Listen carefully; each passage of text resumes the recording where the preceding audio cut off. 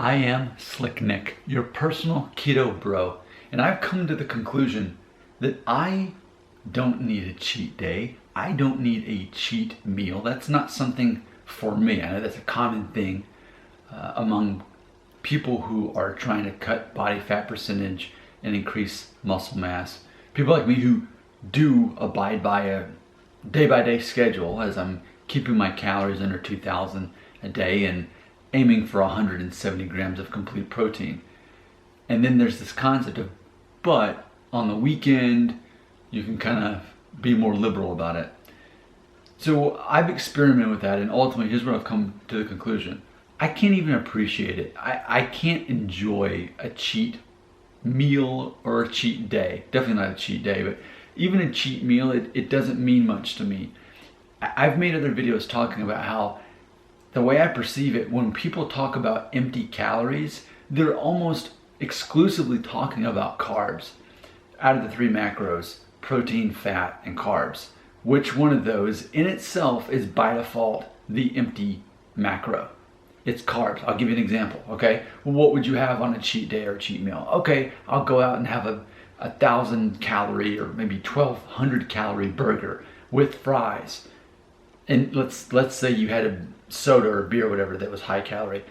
So 2,000 calories in that one meal alone.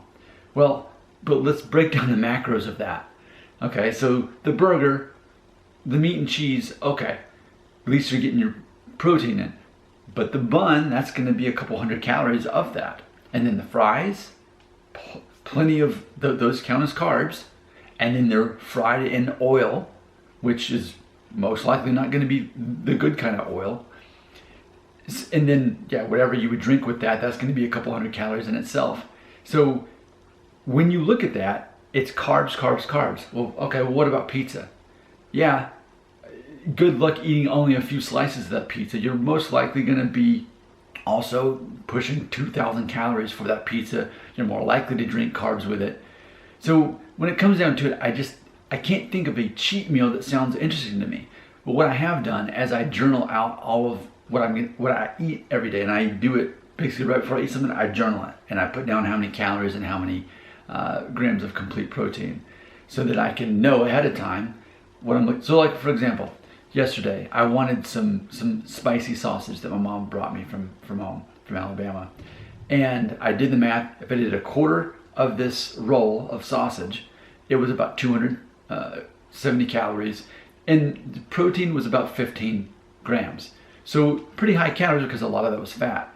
But I based the rest of my day around it. I made sure that my evening meal was salmon and tuna. It was because fish typically is lower calories and higher protein, to counter all that out. So when I felt like having something with a bunch of fat in it, I planned around it. Same thing earlier this week.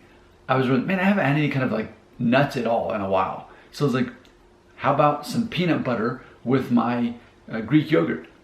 I accounted for it. I moved things around for the rest of my day so that I could end up having actually 2 whole tablespoons of peanut butter and 2 different servings of my Greek yogurt. So I got plenty of that fat and still protein from it. So for me, I would rather just plan my day around it and make each meal and each day good. Who needs a cheat day? Who needs a cheat meal? Instead, make every meal satisfying and good, whatever you're craving that day. Each day is a little bit different. Some days I'm craving more protein. Other days I'm craving more fat. And I basically know that going into me breaking the fast, what my body's needing.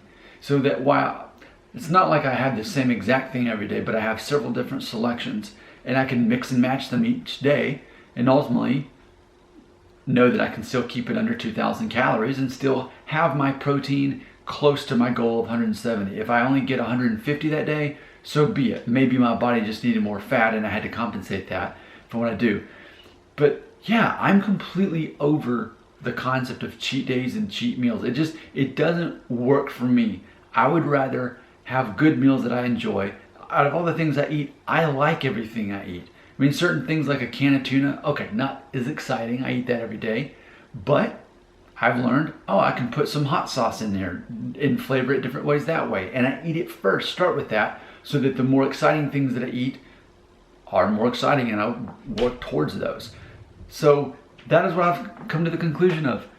Who needs a cheat day? Who needs a cheat meal? And honestly, a dessert, it's lost on me. I'm so keto at this point, and I've made so much progress in my fat loss goals that I can't even get satisfaction from the thought of eating some big dessert. It just doesn't do it for me anymore because I'm already satisfied in every meal that I have and every day with my calories. I make sure that I do. So it's basically pointless. Your thoughts, your views, your beliefs, they belong right here.